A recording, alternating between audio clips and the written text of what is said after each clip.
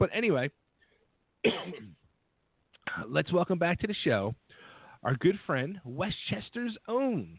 I like saying that. Miss Gina Zo. What's going on there, Gina? Hi, how are you? It's good to be back. Yeah, it's been a while. It has been a while since my last album. I'm really good. Life's going great. Yeah, and before we get into the whole thing, let me again offer apologies to you as well for this whole fiasco of this quote unquote show and show business, shall we say? You know what? You weren't even on the. If you're bored and need reading material, I'll send you over the thing too, so you can actually see everything that transpired after Friday, God. because it was just even worse. You're kidding me. That's my God. all. I mean, the people in the industry sometimes can be so not polite's not even the word. Just like they think about like very selfish. So like they don't think about what everyone else is doing in their lives. So right. I feel bad for you guys, because I know it can be just stressful as a promoter, radio show person, or an artist myself. Like people just don't care. You know what? And yeah, and that's what when something like this happens, and I really found that out. Like it truly it was a lot of selfishness going on, and a lot of just looking out for themselves, which I get to a point, especially where it's like people involved with the club and it's their livelihood and all, and I get that. But there was like so many other people that they just left hanging, and it just sucks. Sure. Yeah, I mean, I think people forget in this industry that it's about giving. It's not necessarily about yourself all the time. And we'll talk about the album soon, but I think that's kind of always my goal, is to reach other people and not always just reach myself, because I can do that on my own. Right? Yeah. It's easy to do this stuff. It's harder to reach everybody else. Exactly.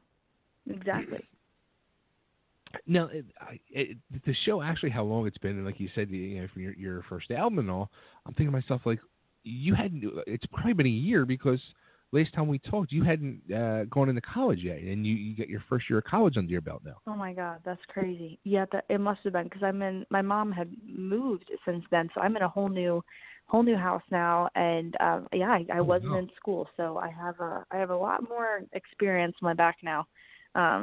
Since the last album, which is crazy to even think about that it's been a year. So do you look back at that year and think like, wow, I was such a little girl then that knew nothing? Oh, for sure. I mean, I feel like your freshman year of college is like a huge year, and you grow up so much.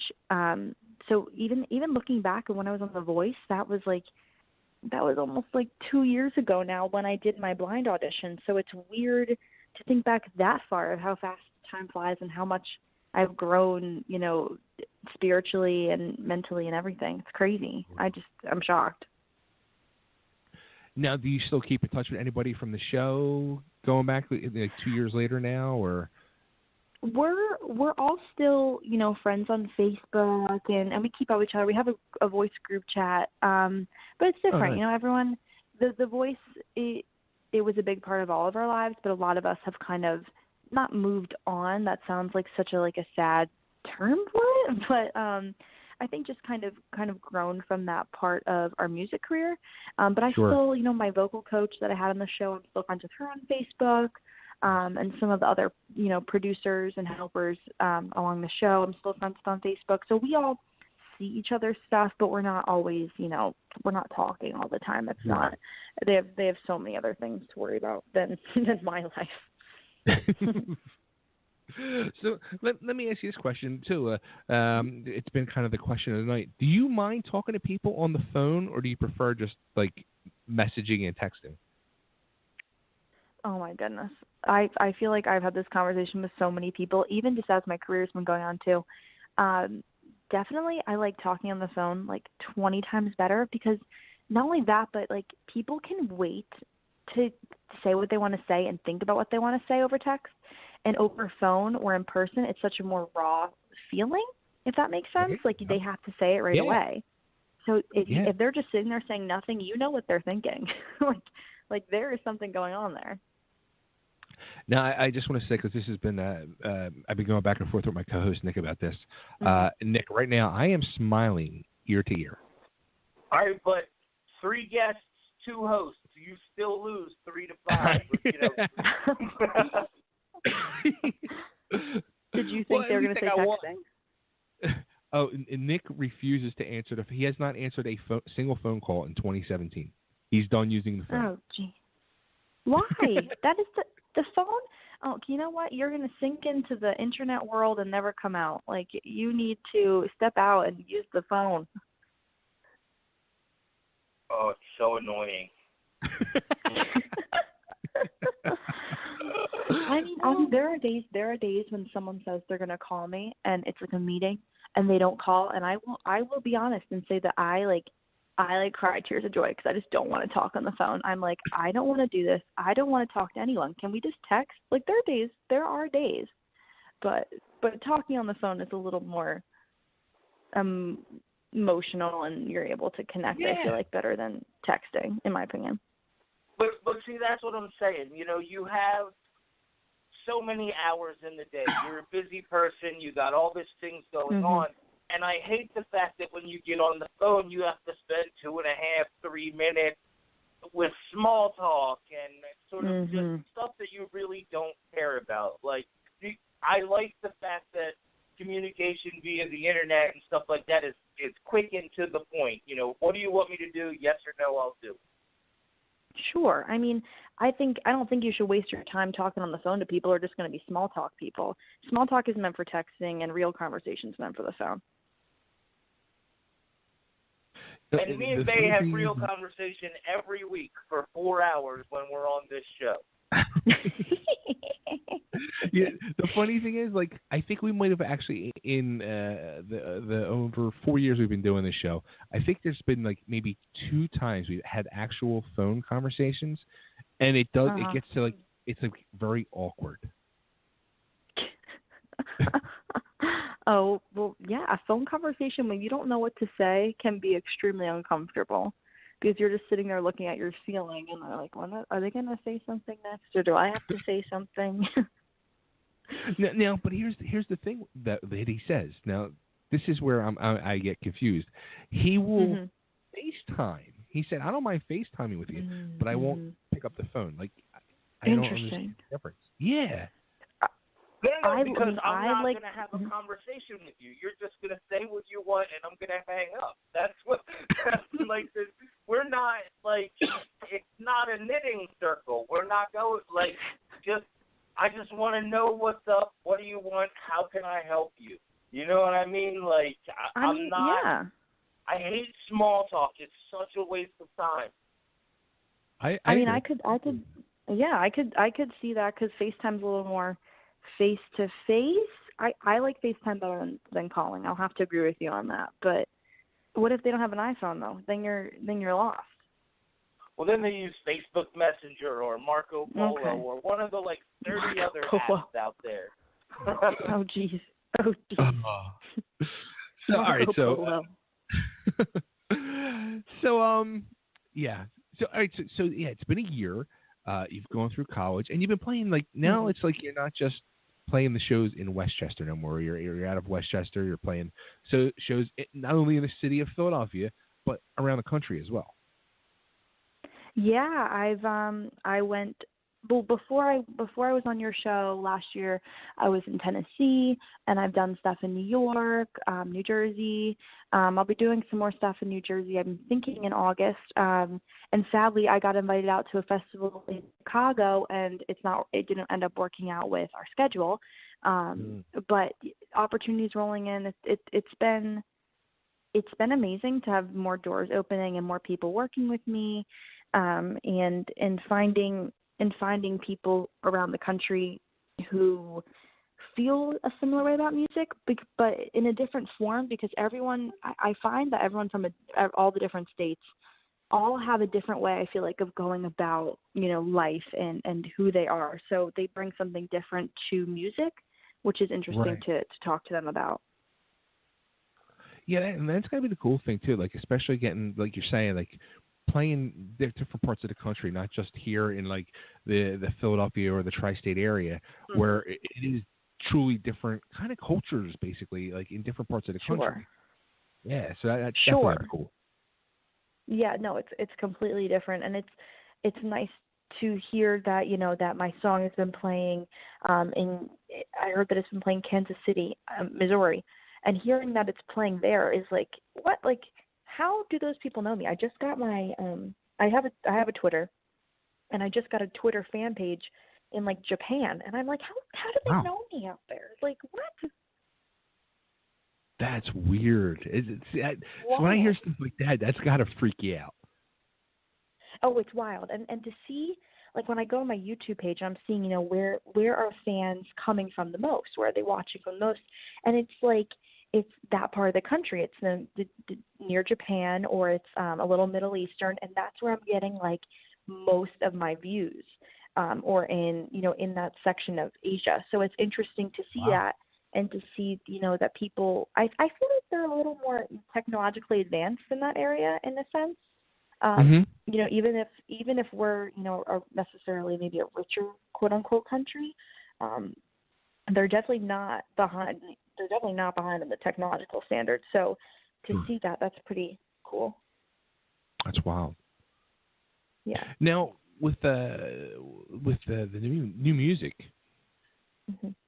you got like you put a new video, a new single out called "Pour Water," which is kind of harder edge for you. Yeah. So that song is actually off my last album. But this spring we did the music video for it, just trying to get more content. Okay. And that is one of my more rock songs. But my new album, the song that we'll be playing tonight, is the newer sound that I've been working on, more poppy, Okay. more fun, and it's less dark than Pouring Water. That album was pretty dark, so it's nice to see some new sunshine. And Yeah, that's what I was gonna say. Like now the new single, because you sent me over the new single, and I'm like, wow, like this is, yeah, just that. It's very poppy and happy and upbeat, and I was like, wow, it's very different from the last time. yeah, for sure. And my the label I'm signed to has been kind of pushing me towards this route, and I love it because it's something people want to dance to. It's something people want to groove to. And not that I don't love I'm obsessed with my last album, but it's not the same. This is more something someone can jam out to. And then I got my last album, if you want to cry your eyes out. So I got all the different albums for my fans. You're covering all the bases. Literally, my next album is super sad, so they'll get a real tearjerker. I've already got that one done. Oh, that's funny. That is so funny. Now, there's not a video out for this one yet, right? Not yet. I've got filming next week, more in August. We're trying to get like 5 videos done for the next part of the summer, and I'm like, I'm gonna be working my ass off every single day. So I got this week off, 4th of July, got to relax, and now I'm back in line. Back to work. Yeah, it's gonna be nuts. Yeah. I love working, but some days I am like, oh my god, it's studio day again. It's already Sunday. I'm like, okay, back to the studio. and then next thing you know, it's gonna be back to school. Oh my god, yeah, that's all. It's all coming way too quick. The summer is flying by. It's shocking. June went by in a flash. I know. It truly has been like a blink of the eye, and then next thing you know, it's gonna be August and craziness. I know, and then when my next album comes out, it's gonna be the time I'm on the show again, and it's like time is just going by. It is. It is. And as I know, I'm getting older. It's definitely getting quicker. So, somebody Oh please. god, don't scare me like that. Cool. So, all right. So, let's put all the plugs out there for everybody. Where can everybody get the not the sad, but the depressing album with very emotional? And where can Yeah. everybody get the new happy, upbeat music?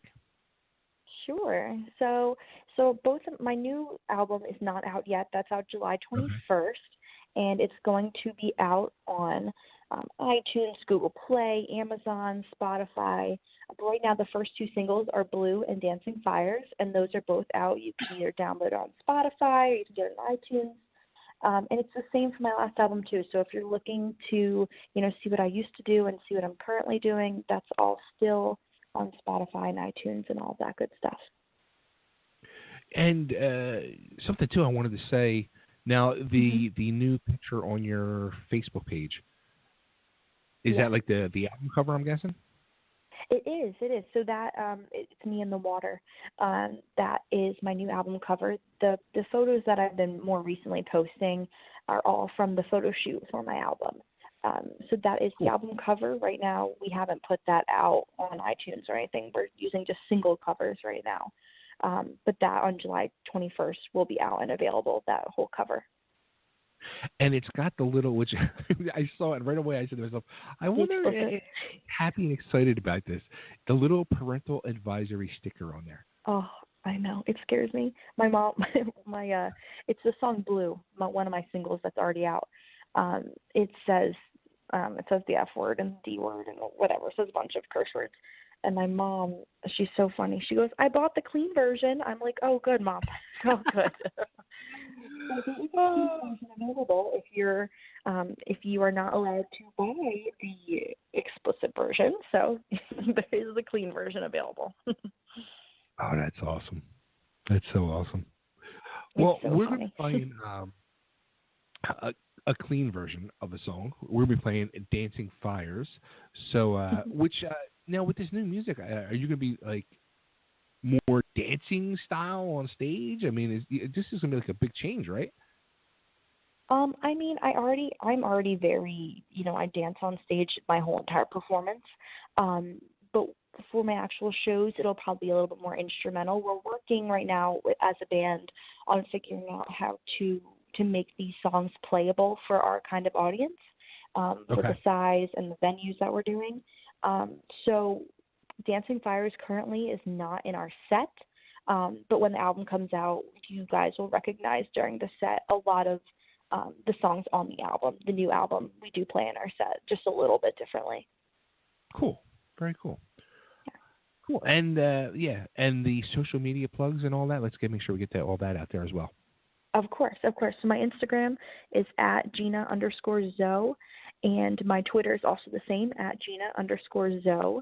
And you can follow my Facebook. That's also Gina Zo. My Snapchat is Gina Zo. Those are all where you're going to find me. I've just started Tumblr, which is Gina Zo. And Pinterest, too, is also Gina Zo. Everything you search at Gina Zo, you will find it. It sounds very tiring. There's too much social media stuff. Gina Zo. It is.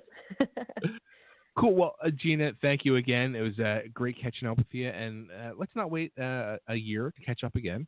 And hopefully, please. When my album comes out, call me. Absolutely. And hopefully I can get another show situated and we can finally get together and see you do your thing. That would be amazing. I'm so excited, and thank you for having me on the show again. I really appreciate it. Absolutely. All right, everybody, here it is. Gina's new song, Dancing Fires. Take care, Gina. Thank you.